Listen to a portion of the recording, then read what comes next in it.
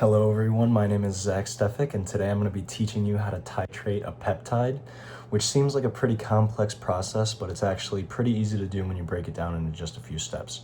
So the first thing you want to do is you want to grab your peptide, you want to remove the cap, you want to clean the cap to make sure that it's completely sterilized, and then what you want to do is you want to take backwater, which is the titration solution, and you want to pull to 200 milliliters worth of the liquid and slowly inject it into the peptide 50 at a time. So you will do that 4 times.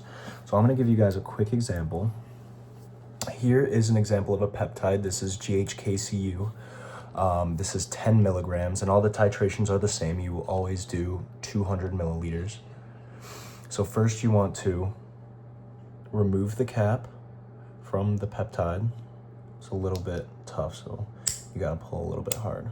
Okay, so now that the cap is removed, it will look like this, where it has this little kind of spongy almost texture on top. Then what you want to do is you want to sterilize the top by wiping it with an alcohol prep pad. So you just remove these from one of the packages. And then you will wipe the top in order to sterilize it, to make sure that none of the bacteria can get around it. Then what you want to do is you want to get your backwater or your titration solution. And in order to mix these two, you will need disposable syringes, U100 I recommend, just because it's the easiest ones to do. So you'll open up this bad boy. You remove these caps, just like that. Now what you want to do is you just put the needle into the solution, and you will pull, you'll see, I will pull all the way to 50 milliliters, which is the maximum amount for this vial. So you will pull all the way to 50, and then you put it into the top of your peptide and you inject. Sometimes people say it's better to do it slowly. I don't think it really matters as long as the solution is getting mixed pretty well. And honestly, you'll notice sometimes that when you stick the needle in, it will actually pull on its own, so you don't even have to press. It will pull at a solid speed for you. So like I said, you have to titrate to 200 milliliters, which means you have to pull this to 50 4 times. We'll just keep doing it again and again. And you can see, like, if I let go, there's a lot of pressure built up there, which is a good sign. Okay, we're to 50. And basically, you're just going to repeat this process 4 times in order to have your solution titrated perfectly. See, so like, if you can see that, it's pulling it down, and I'm not even touching that. So usually it's pretty easy to do because it'll do it on its own. So we'll do 2 more of these.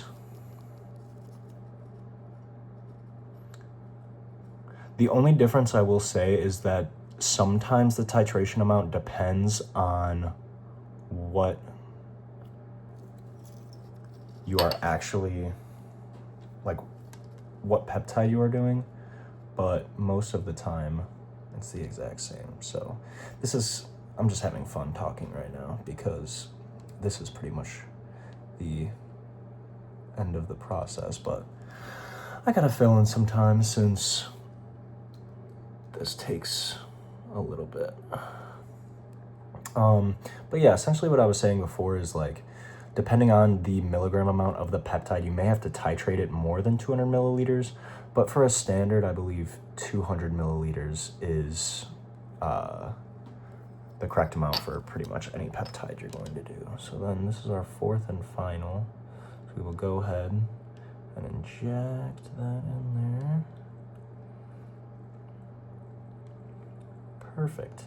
And then the final step of this, you'll see at the bottom or on the sides, it's a bit of the powder that's like caked on. So what you do for this is you put it in between your hands and you just roll it nice and slow.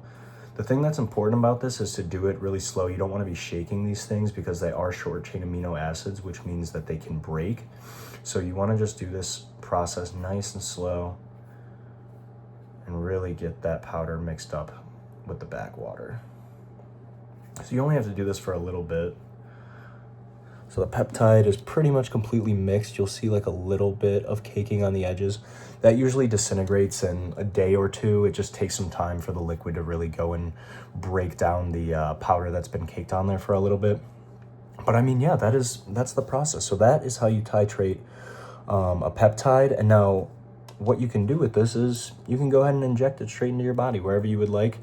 Usually it's either the rear or it's in a small spot about 3 inches to the left or right of your belly button. But yeah, this thing is completely prepped and ready to go. And once you have it like this, you want to refrigerate it. Make sure it's at no higher than 37 degrees, which is basically a normal refrigerator. And that's pretty much it. So thank you guys for watching. Hope this helps you guys. Thank you.